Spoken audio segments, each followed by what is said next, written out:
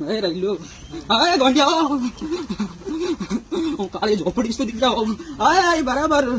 સમસનમાં રહેનારી માતા છું ગોંડિયાઓ હું કઉ છું હા કાળી સૌદે ને બરાબર અને કાળી ગાડી પર બેઠી છું અને કાળા ઓઢણ વાળી માતા છું ગોંડિયાઓ હા જગતમાં ગમે ત્યાં દીકરાઓ તને પડવા દો મારું નામ મહોણી માતા ને હું કઉ છું દીકરાઓ આજ બરાબર ટેરિંગ ખાધું છે